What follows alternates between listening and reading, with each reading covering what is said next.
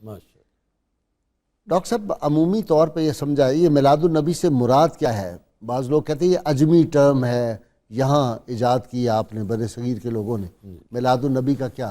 بسم اللہ الرحمن الرحیم والصلاة والسلام علی رسولہ الکریم۔ میلاد النبی صلی اللہ علیہ وسلم تو لفظ ہی عربی ہے، اور ایسے ہی مولد النبی صلی اللہ علیہ وسلم بھی استعمال کیا جاتا ہے، اور اس پر عربی میں بے شمار کتابیں لکھی گئی ہیں، اور عربوں نے اس کو باقاعدہ طور پر اس کا انعقاد کیا ہے۔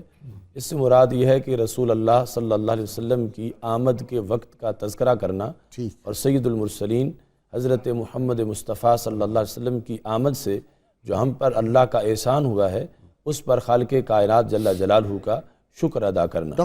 قرآن حکیم سے بھی اس کا ثبوت ملتا ہے، عید میلاد النبی کا، حدیث مبارکہ سے؟ جی جی، قرآن مجید، دیگر انبیاء کا بھی کوئی ہے، ان کی پیدائش کا ذکر بھی ہے قرآن مجید برہان رشید میں رب ذوالجلال کا فرمان ہے، قل بفضل اللہ وبرحمتہ فبذالک فلیفرحوا۔ سبحان اللہ۔ اے رسول اللہ صلی اللہ علیہ وسلم، آپ ان لوگوں کو ارشاد فرما دیں کہ اللہ کے فضل اور اس کی رحمت کے حصول پر یہ لوگ خوشیوں کا اظہار کریں۔ ٹھیک۔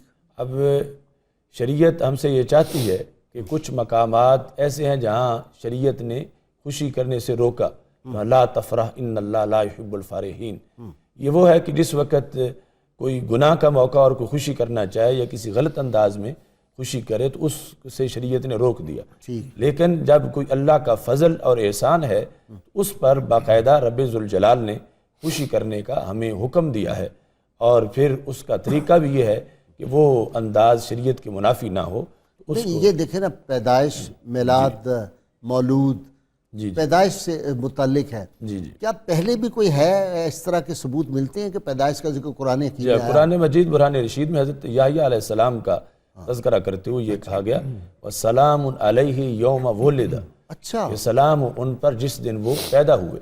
یعنی یہ پیدائش کے دن کے بارے میں قرآن حکیم کی آیت مبارکہ ہے۔ جی جی، کمال ہے جی، باقاعدہ یہ تو قرآن میں میلاد بیان ہو رہا ہے۔ اچھا، اور کس کا ہوا؟ حضرت عیسیٰ علیہ السلام وہ کہتے ہیں وَالسَّلَامُ عَلَيَّ يَوْمَ وُلِدتُ۔ سبحان اللہ۔ یہ سلام ہو مجھ پر جس دن میں پیدا ہوا۔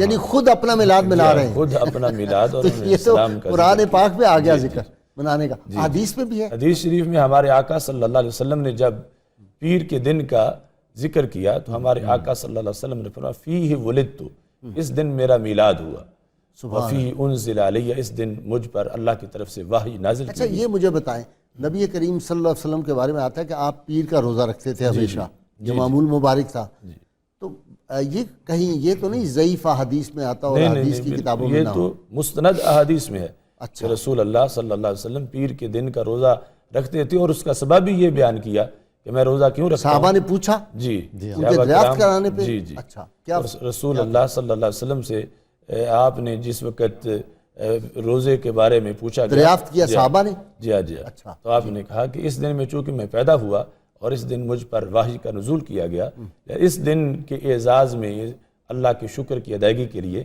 میں روزہ رکھتا ہوں۔ اچھا، ایک تو اس سے یہ بھی ہے علامہ صاحب، آپ کی جو آپ فرما رہے ہیں مجھے اندازہ ہوتا ہے کہ یہ تو ہر پیر کو میلاد منانا چاہیے۔ جی بالکل، بالکل، وہ شیخ عیسیٰ مانے ہیں تو یہ تو ہر پیر کو میلاد منایا گیا ہے۔ شیخ عیسیٰ مانے ہمارے وہ جو دبئی میں وزیر اوقاف تھے، ان سے کسی نے پوچھا حل نحتفل، کیا ہم میلاد منائیں؟ تو انہوں نے کہا نعم نحتفل فی کل سنہ وفی کل شہر وفی کل اسبوع وفی کل یوم وفی کل لمحہ۔ انہوں نے کہا ہم میلاد منائیں، ہر سال میں منائیں، ہر مہینے میں منائیں، ہر ہفتے میں، ہر دن میں، ہر گھنٹے اور ہر منٹ میں منائیں۔